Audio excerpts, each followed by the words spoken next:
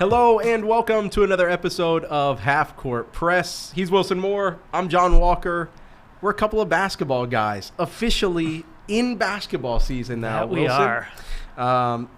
That feels pretty damn good. It does. if I'll say so.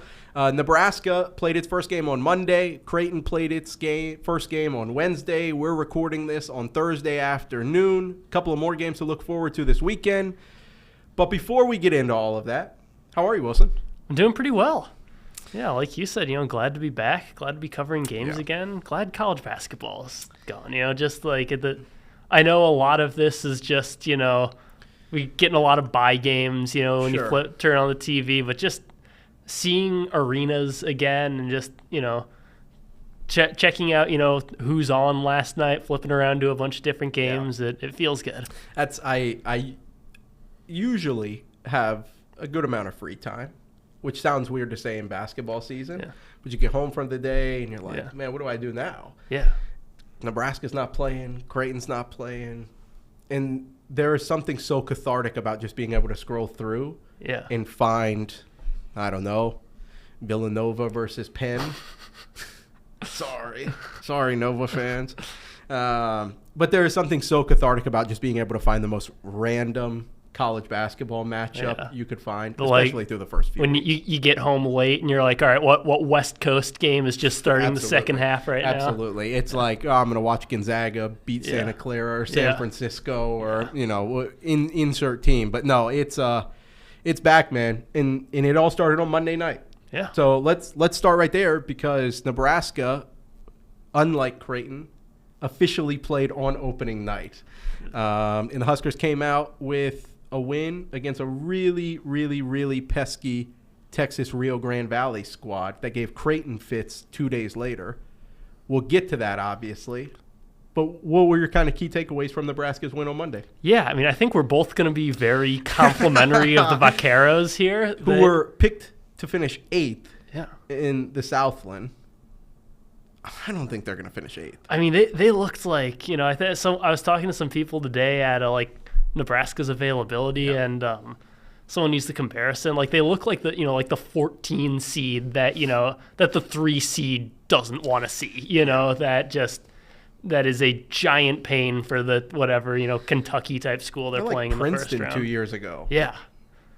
Yeah, their coach was an assistant at BYU, which is just, run and gun, jack up threes. I had a great amount of respect for how UTRGV just hand in my face, I don't care, I am launching this thing. But that was the case Monday. Yeah. That didn't change Wednesday. It did I'm not. sure it won't change, No. Whenever they play next or the rest of the season. Yeah. But to bring that back to Nebraska, that the way the Vaqueros play kind of made it that the game was never totally out of reach for Nebraska. Even when they were up 15 in the second half, UTRGV got that thing down back to 4 points with 7 minutes to go. And I think there are a few reasons for that. One is just the volume of threes. They can close a gap pretty quickly. But also I felt like for Nebraska, we saw a team that just wasn't quite all the way there offensively. Sure.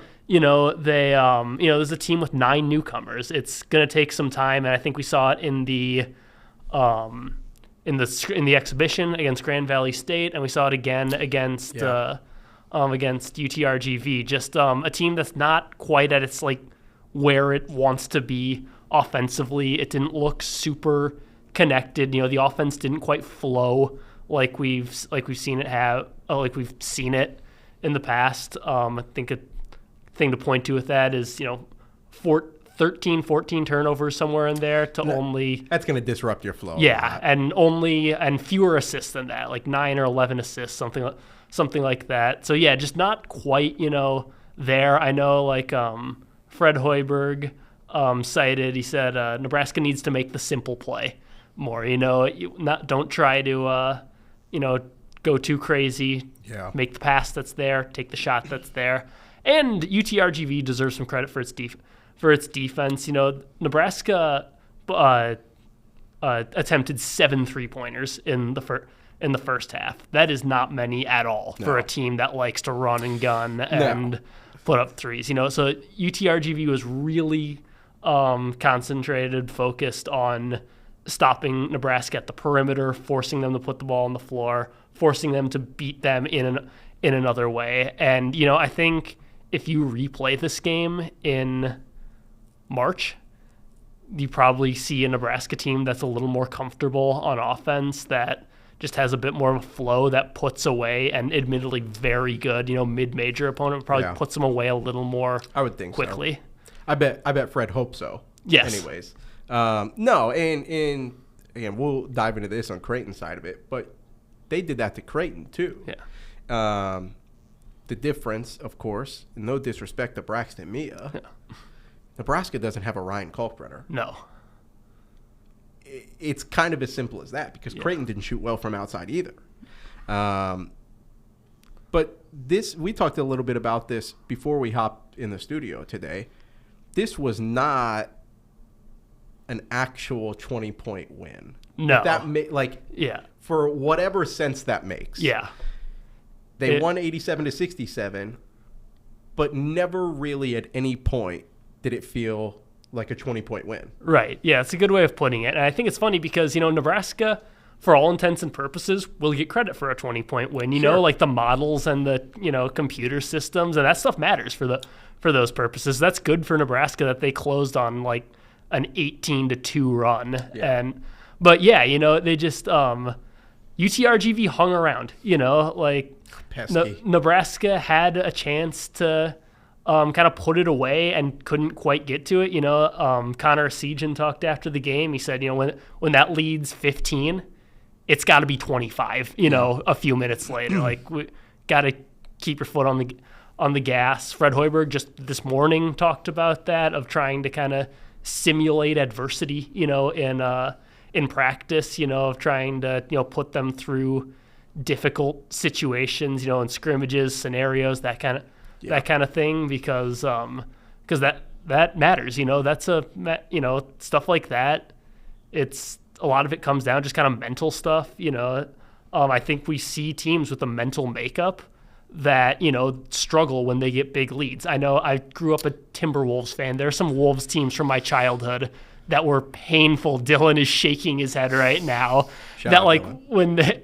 When they would get a 20-point lead, you knew it wasn't going to last, because they would get in their own heads, and that nobody wants to be that team, and that's the team, so that's why that's such an emphasis. That's why, Fred Hoiberg wants them to kind of go through some stuff to deal with some adversity, so they kind of build that toughness, that hardness of, when you're up 15, you just put your foot down and prevent any chance. We saw that at the end of last year, like the Michigan game or the Minnesota game late last year. So, that's what stood out from that game. I'm curious your thoughts on this, because I looked at the box score the other night.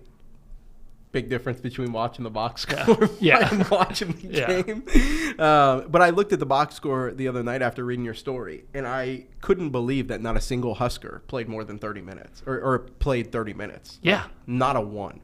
How much of their offensive sluggishness, I think as you described it, how much of that do you think was the inconsistency with people on the floor and 9 newcomers trying to learn to play together in game one? Yeah, I think it all kind of goes into Or do you think it was the system or what? Yeah. Yeah, I mean, I think part of it, they're gonna.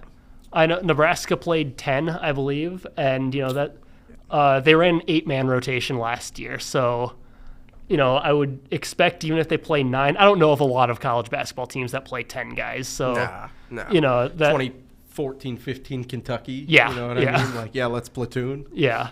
Yeah. So, I would expect, as it often does, not just in Nebraska, with a lot of teams, those rotations to tighten just a little bit as Nebraska kind of gains its identity and figures out who it is. I think a lot, kind of lost my train of thought there, but Braxton Mee only played like 10 minutes, but a lot of guys hit that like 10-minute mark, a lot of double-digit minute guys. So nobody played fewer than 10 minutes, and nobody played over 29. Yeah, that's what this time of year is for. I will say, Bryce Williams was dealing with cramps.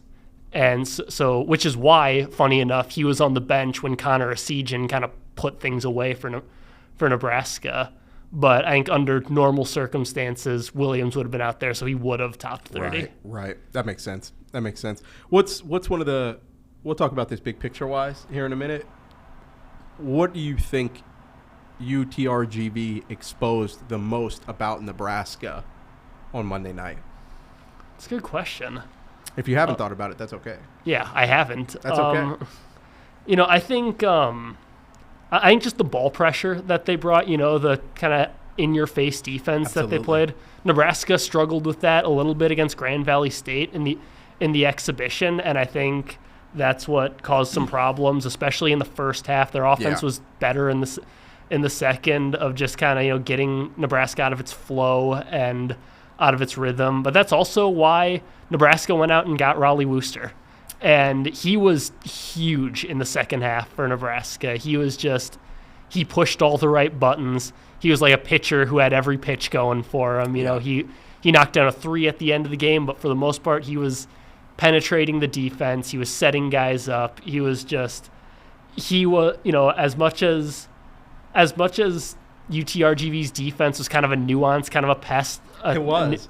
Nuisance. It was just Raleigh Wooster was the guy who kind of calmed things down. That's twice we've seen that now, both with the exhibition and Monday night.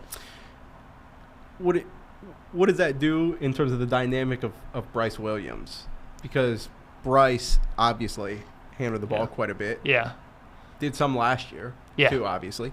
Has been the piston behind the Huskers, if you will. Yeah. What does that do maybe for him or for Raleigh now that Nebraska has a true point guard who can settle down the offense? Yeah, I think for Bryce, it means he can spend more time at his natural wing position, more at the 2 or the 3. When he was playing a lot of point last year. And it just means Nebraska has another ball handler, another guy who can do things. I think Raleigh's probably more of a distributor and Bryce is more of a scorer. Sure.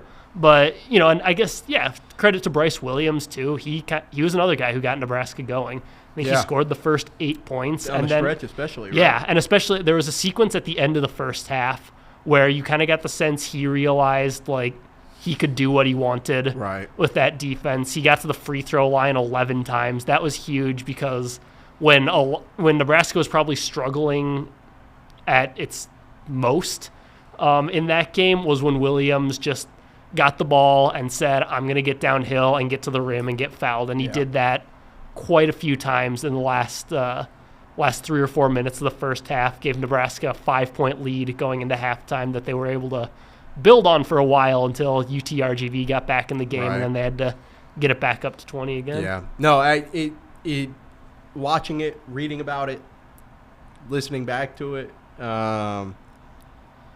the Vaqueros gave the Huskers kind of everything they wanted to until the end when Nebraska pulled away, obviously. And they did the same thing for Creighton when they brought the rodeo to town on Wednesday night. For anybody who doesn't know what a vaquero is, it's a cowboy. Yeah. I love team names that are in other languages, the New Mexico Lobos. Bring it. Love that. Makes you think a little bit. Yeah. Yeah, expands your vocabulary. The day UTRGV made the short trip from Lincoln to Omaha, last night, and gave Creighton a game.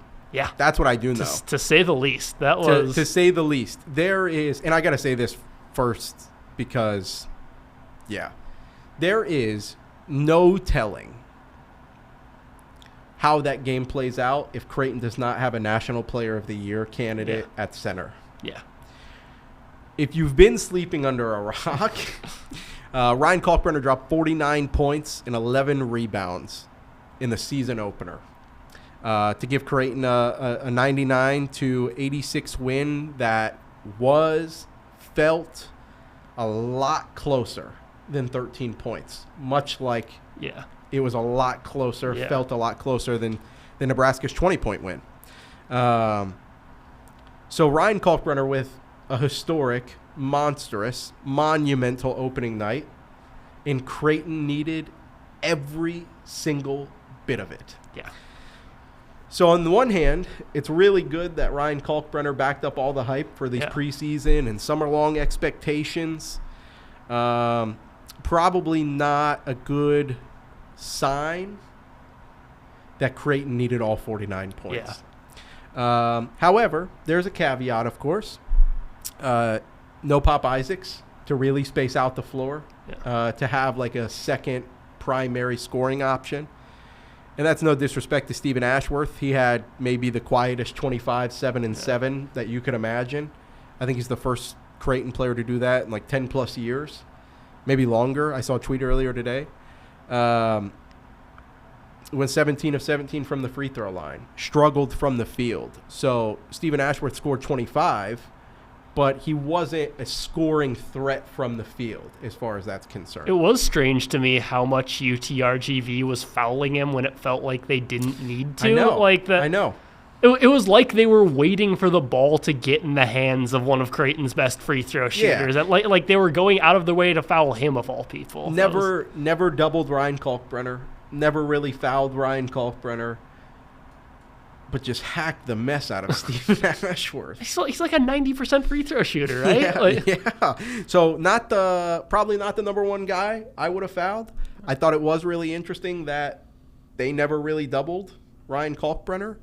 But I think I tweeted something on Monday night after the Nebraska game that Ryan Kalkbrenner should have had a monster opening night. Yeah. He should have been the focal point for Creighton against a UTRGV team with nobody over 6'9" on the roster. Yeah. Like, that was the game plan, and it should have been. Kalk looked like a kid playing with like his younger brother's friends on a little Tykes hoop. Yeah, but you know, like when like a group of 10-year-olds are playing and they need one guy, so one guy's like 14-year-old brother plays with them. Like he's like the coolest guy. Yeah, you know? Yeah. Oh my God, Ryan's playing, and he's a foot taller than everyone else. Yeah. No, that's really how it was. Yeah. It was and it's in my story from last night. The first possession of the game, Stephen Ashworth sets the offense, feeds it down to Ryan Kalkbrenner on the post, and then he flares out to the opposite wing, and it's literally like Stephen, Jemiah Neal, Mason Miller just standing there watching Ryan Kalkbrenner go to work on the low block, and it was a seal, spin, and slam. Yeah. And it was like, oh, that's what we're in for. Yeah. And so, you know, I said the same thing after the Purdue charity exhibition. Ryan Kalkbrenner has had two favorable matchups. Against Purdue, it was a couple of underclassmen still trying to earn their spot in Purdue's front court without Zach Edey there. With UTRGV, it was a different situation, probably an even more favorable matchup. But credit to Ryan Kalkbrenner for taking full advantage of both of those. Yeah. Problem. Oh, go ahead. I was going to ask you a question. I think it was going to set up what you were about to talk about, which, you know, UTRGV was making some ridiculous shots, which I feel like is a caveat to this. But so what I'm asking you, how much of that was just the shot making of the Vaqueros, and how much was Creighton's defense, and how concerning is that? Yeah, the defense is concerning right now. I don't want to sugarcoat that whatsoever. You know, Pop Isaacs was very open about that after the Purdue exhibition. He said, "We're going to score on people. We've got to defend somebody at some point." And that wasn't Wednesday night. You could tell that their game plan was, UTRGV hoisted a bunch of triples at Nebraska. Let's early on see if they can make them. Yeah. They're going to take them. Let's see if they can make them. And if they do, we'll adjust. And that's kind of what happened at Creighton. UTRGV center, Hassan Abdul Hakim, caught one at the top of the key pretty early on and stared down Ryan Kalkbrenner.